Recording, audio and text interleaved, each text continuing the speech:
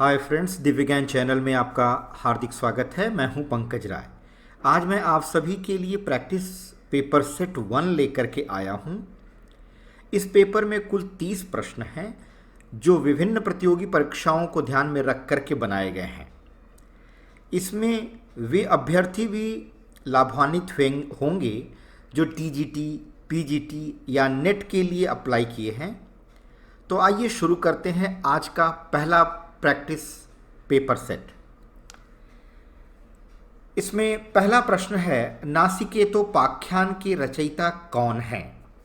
चार ऑप्शन यहाँ दिए गए हैं, A B C D. A है सदल मिश्र, बी इंशा अल्लाह खां, भारतेंदु, डी है शिव प्रसाद सिंह। तो नासिकेतोपाख्यान के रचयिता जो हैं वो सदल मिश्र जी हैं। याद कर लीजिए आज से। ऑप्शन ए सही है। ऑप्शन बी है, स्वामी दयानंद सरस्वती ने इसमें से किसकी स्थापना की? ए ब्रह्म समाज, बी प्रार्थना समाज, सी आर्य समाज या डी रामकृष्ण मिशन।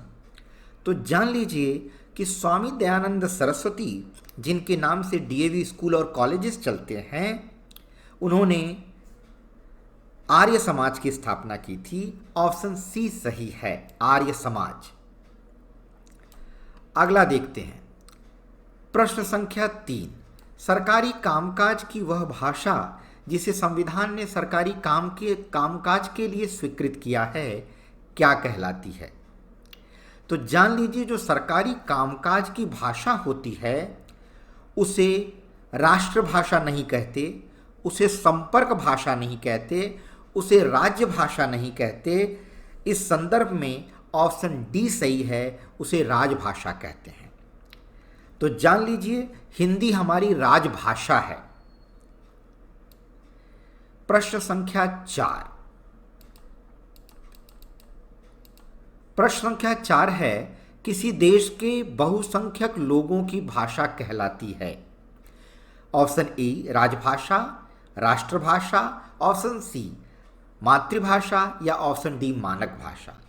तो जान लीजिए कि किसी भी देश के जो बहुसंख्यक लोग जिस भी भाषा को इस्तेमाल करते हैं उस भाषा को राष्ट्रभाषा कहा जाता है।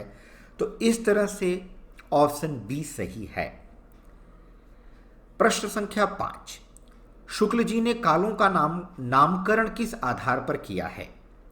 परंपरा के आधार पर, प्रवृत्ति की प्रधानता के आधार पर, सी है प्रमुख ग्रंथ के आधार पर, या ऊपर दिए गए कोई भी ऑप्शन सही नहीं है। तो जान लीजिए कि शुक्ल जी ने भिन्न भिन्न कालों की जो प्रवृत्तियां थीं, जो विशेषताएं थीं, उसको आधार मान करके कालों का नामकरण किया है। तो इस आधार पर प्रश्न संख्या 5 का ऑप्शन बी सही है। आइए अब चलते हैं प्रश्न संख्या 6 पर। आदिकाल को चारण काल किसने कहा है? तो देख लीजिए कि आदिकाल, मैं आपको बताना चाहूंगा कि आदिकाल को कई नामों से जाना जाता है। जैसे कि आदिकाल उसका एक नाम है, उसका वीरगाथा काल नाम है, पूर्व काल नाम है, चारण काल नाम है। तो यहाँ पर चारण काल किसने कहा, ये प्रश्न है। तो जान लीजिए यहाँ ऑप्शन सी सही है। डॉक्टर रामकुमार वर्मा ने आदिकाल को चारण काल कहा था। अब आइए हम देखते हैं प्रश्न संख्या 7 को। डॉक्टर रामकुमार वर्मा के काल विभाजन में हिंदी साहित्य का प्रारंभ कब से माना जाता है? बहुत ही महत्वपूर्ण प्रश्न है।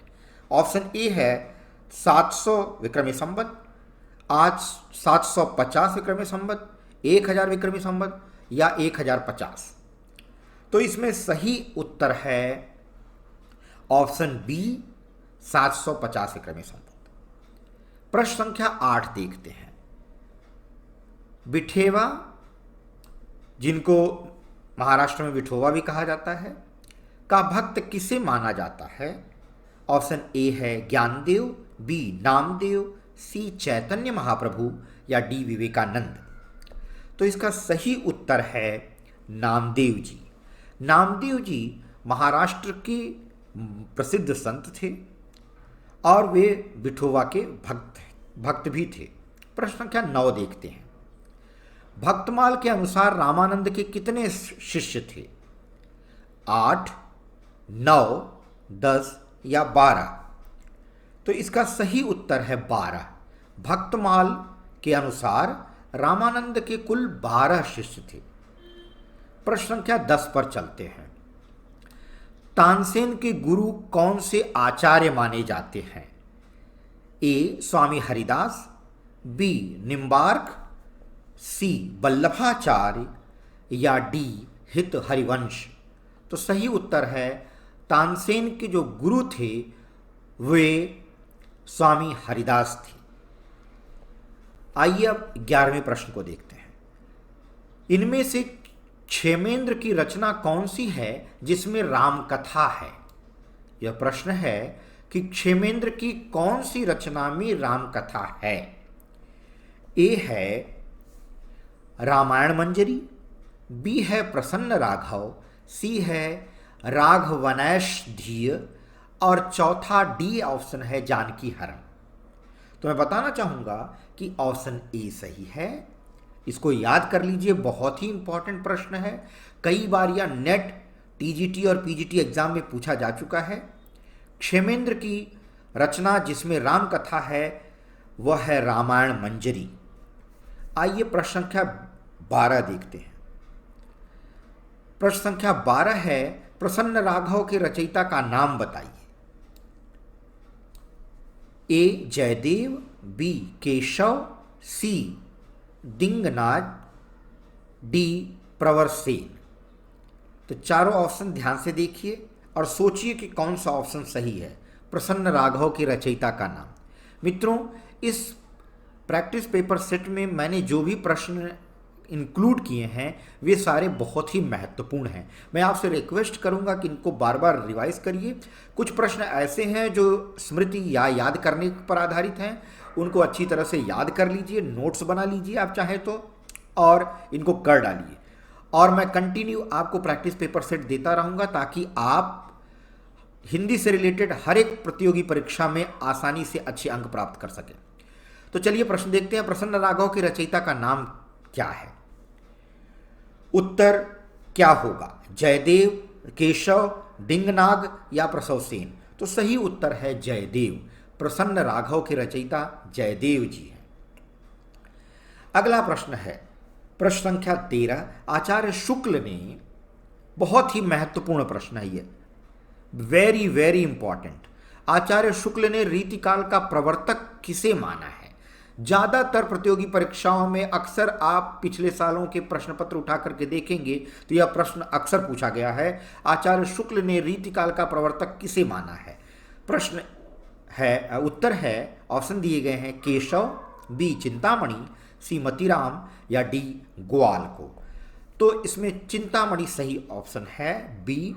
आचार्य शुक्ल ने रीतिकाल का प्रवर्तक चिंतामणि जी को माना है। आइए 14वां प्रश्न देखते हैं। इसमें से कौन सा कवि रीति मुक्त कवि नहीं है?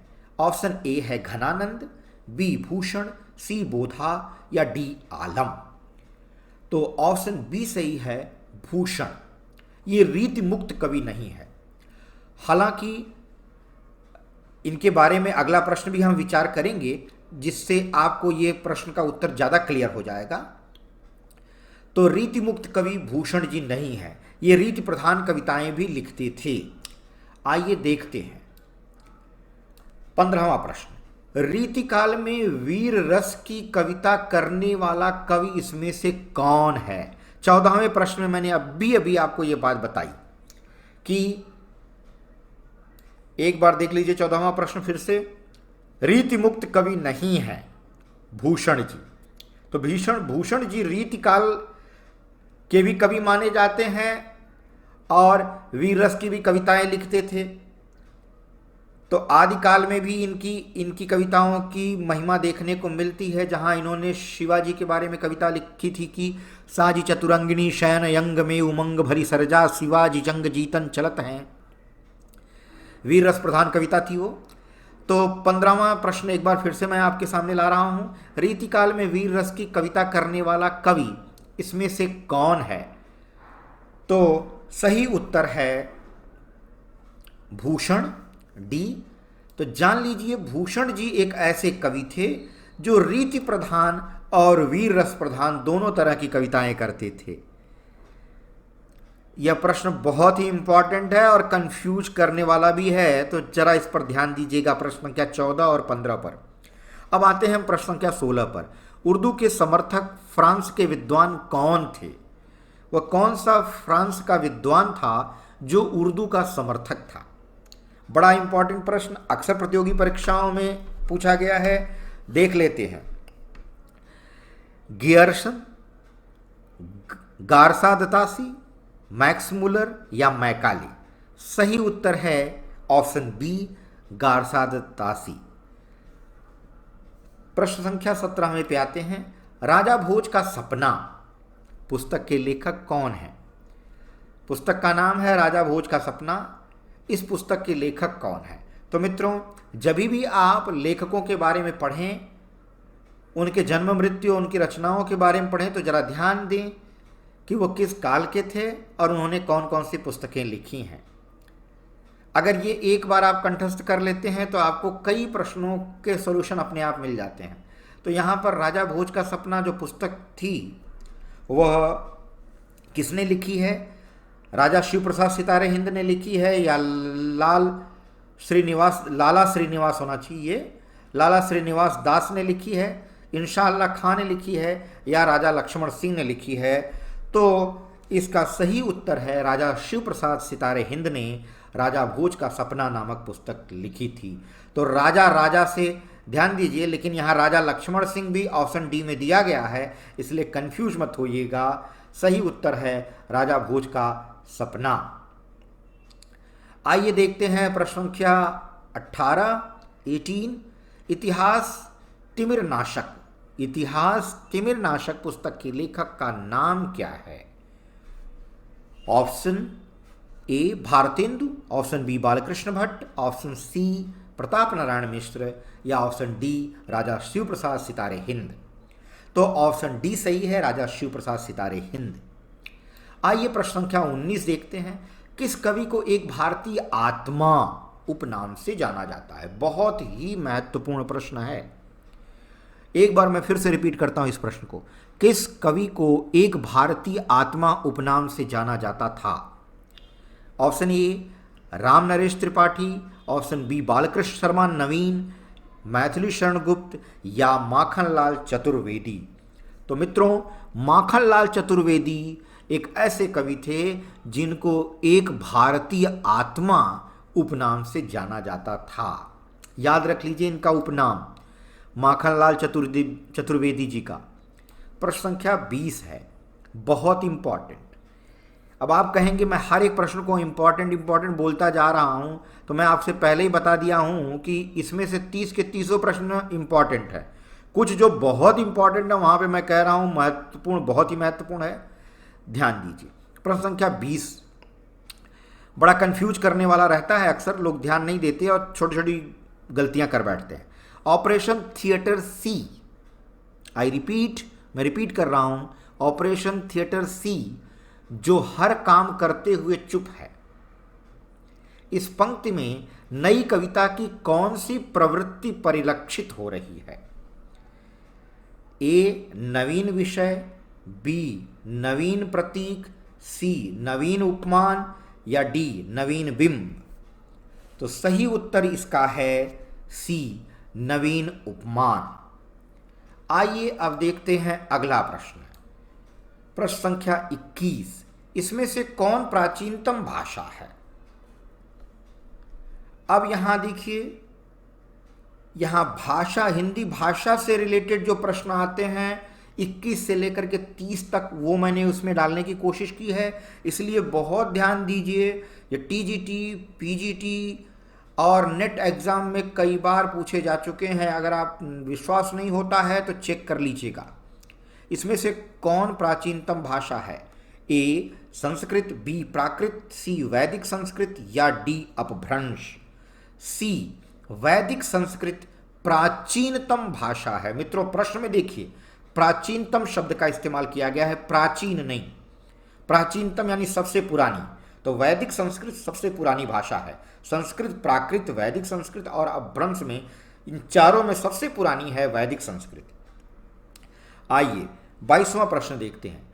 ऋग्वेद में किस भाषा का प्रयोग हुआ है? ए पाली भाषा, बी वैदिक संस्कृत, सी अवहट्ट, डी प्राकृत। मैं आपको बताना चाहूंगा कि वैदिक संस्कृति सबसे पुरानी है और वेद भी हमारे सबसे पुराने हैं, तो और ऋग्वेद तो सबसे पहले लिखा गया है, इसलिए अगर अंदाज़ा भी लगाएंगे तो आपका ऑप्शन बी सही होगा, वैदिक संस्कृत। और यही सही उत्तर भी है, वैदिक संस्कृत ऋग्वेद की भाषा है, यानी ऋग्वेद में वैदिक संस्कृत भाषा का प्रयोग किया गया है। चलिए प्रश्न संख्या 23 देखते हैं। इसमें से कौन सी भाषा मध्य भारतीय आर्य भाषा काल की नहीं है? प्रश्न फिर से सुनिए, इसमें से कौन सी भाषा मध्य भारतीय आर्य भाषा काल की नहीं है? उत्तर है यानी ऑप्शन है अपभ्रंश, पाली, प्राकृति या संस्कृति। तो देख लीजिए, संस्कृत एक ऐसी भाषा है जो मध्य भारतीय आर्य भाषा काल की नहीं है, क्योंकि आपको मैंने अभी अभी प्रश्न संख्या 21 में बताया था कि प्राचीनतम भाषा वैदिक संस्कृत है, तो जाहिर सी बात है कि यहाँ पर प्रश्न संख्या 23 में जो आर्य भाषा, मध्य भारतीय आर्य भाषा की बात की गई है, वहाँ पर संस्कृत तो होने का चांस है और यहाँ प्राकृत, पाली और अपभ्रंश का चांस नहीं है, क्योंकि आर्य लोग, जान लीजिए, आर्य लोग ज़्यादातर संस्कृत बोलते थे, आर्यों की भाषा संस्कृत थी, इसलिए यहाँ लिखा भी गया है मध्य भारतीय आर्य भाषा। तो जब भी आर्य भाषा की बात की जाए तो आपका ध्यान संस्कृत पर होना चाहिए। तो 23वें में ऑप्शन डी सही है, संस्कृत। 24वां प्रश्न देखते हैं। अपभ्रंश भाषा का काल इसमें से क्या है? बहुत ही महत्वपूर्ण प्रश्न है। 1500 ईसा पूर्व से 500 ईसा पूर्व है, या बी 500 ईस्वी से 1 ईसा पूर्व तक है, या 500 ईस्वी से 1000 ईस्वी तक है, या 1000 ईस्वी से 1500 ईस्वी तक है? तो इसमें ऑप्शन सी सही है, 500 ईस्वी से 1000 ईस्वी तक अपभ्रंश भाषा का काल माना जाता है। आगे देखते हैं प्रश्न संख्या 25। हिंदी की उत्पत्ति किस अपभ्रंश से मानी जाती है? आप प्रश्नों को देख करके आपको लगता होगा कि ये सब प्रश्नों के उत्तर जानने कितने ज़रूरी हैं, क्योंकि ये बड़े ही महत्व रखने वाले प्रश्न हैं मित्रों। तो मैंने स्टार्ट ही प्रैक्टिस सेट 1 की ऐसे प्रश्नों की श्रृंखला से की है जो कि काफ़ी महत्व रखने वाले प्रश्न हैं, इसलिए इस प्रैक्टिस सेट को कई बार रिवाइज करके पढ़िए, देखिए, सुनिए, समझिए और ज़रूरत हो तो नोट बना करके बार बार रिवाइज करिए। हिंदी की उत्पत्ति किस अपभ्रंश भाषा से मानी जाती है? Option A Magadhi, B Shauraseni, ब्राह्मण, खस। तो इसमें से ऑप्शन बी सही है, सौरसेनी अपभ्रंश है और इससे ही हिंदी की उत्पत्ति मानी जाती है। प्रश्न संख्या 26 देखते हैं। हिंदी भाषा का प्रारंभ मोटे तौर पर कब से हुआ? अब आप समझ सकते हैं कि कितना महत्वपूर्ण प्रश्न है, क्योंकि हिंदी भाषा का प्रारंभ कितने लोगों को पता नहीं रहता। तो हिंदी भाषा का प्रारंभ मोटे तौर पर, एग्जैक्ट तो नहीं बताया जा सकता, लेकिन अनुमान लगाया जाता है कि यह 1000 ईस्वी से माना जाता है। 1500 ईस्वी से नहीं, 500 से नहीं, 1800 ईस्वी से नहीं, क्योंकि अभी अभी आपने पढ़ा कि अपभ्रंश का काल जो था वो 500 से 1000 था। तो जाहिर सी बात है कि 1000 तक तो हिंदी रही नहीं होगी। अब इसमें ऑप्शन जो है 26वां में वो डी 1000 ईस्वी मोटे तौर पर माना जाता है। तो 1000 से बाद का जो पीरियड था, ठीक है, वो हिंदी भाषा का प्रारंभ, यानी कि वही अपभ्रंश खत्म होने के कगार पर थी और हिंदी अपना रूप पकड़ रही थी। 27वां देख लीजिए। हिंदी में किसी शब्द के मूलतः कितने रूप बनते हैं? मैं रिपीट कर रहा हूं प्रश्न को। हिंदी में किसी शब्द के मूलतः कितने रूप बनते हैं? बड़ा ही महत्वपूर्ण प्रश्न है। 8, 16, 6 या 2? सही उत्तर है 2। हिंदी में किसी शब्द के मूलतः कितने रूप बनते हैं? 2। आगे देख लीजिए। 28वां प्रश्न है, अपभ्रंश के प्रमुख कवि धनपाल की रचना कौन सी है? देखिए, अपभ्रंश के प्रमुख कवि, पहला तो एक प्रश्न के अंदर ही बन गया कि अपभ्रंश के प्रमुख धनपाल जी किस भाषा के प्रमुख कवि माने जाते हैं, तो आप लिखेंगे अपभ्रंश के। तो यहाँ 28वें प्रश्न में ही एक प्रश्न छिपा हुआ है। तो अपभ्रंश के प्रमुख कवि धनपाल की रचना कौन सी है? अब यहाँ लिखा है भविष्यत कहा या उपदेश रसायन, महापुराण, खुमान रासो, कौन सी है? सही उत्तर है ए ऑप्शन, भविष्यत कहा। भविष्यत कहा शब्द जरा अटपटा सा लगेगा, रिवाइज करिए, रिपीट करिए, टंग ट्विस्टिंग वाला है ये। प्रश्न संख्या 29, हिंदी का प्रथम कवि राहुल सांकृत्यायन किसे मानते हैं? तो हिंदी का प्रथम कवि राहुल सांकृत्यायन किसे मानते हैं? यानी कि प्रश्न समझिए, राहुल सांकृत्यायन जी हिंदी का प्रथम कवि किसे मानते हैं? ऑप्शन दिया गया है। Option A Pushpadant, B Sarhada, C Shalibhadra Suri, D Manju Kavi. तो सही उत्तर है सरहपा को हिंदी का प्रथम कवि मानते हैं। कौन? राहुल सांकृत्यायन जी। हो सकता है इस बात में विवाद हो, आप पढ़ें और आप कमेंट में लिखें कि सर ये गलत है, लेकिन राहुल सांकृत्यायन जी के अनुसार प्रथम कवि सरहपा जी हैं। राहुल सांकृत्यायन जी बड़े ही घुमक्कड़ व्यक्ति थे और जिन्होंने बड़े प्रसिद्ध पुस्तकों की रचना भी की है। प्रश्न संख्या 30, शब्दानुशासन नामक प्राचीन व्याकरण के रचयिता कौन हैं? ऑप्शन है मुनि, जिनविजय, हेमचंद्र, राजशेखर या पाणिनि। तो ऑप्शन बी सही है, हेमचंद।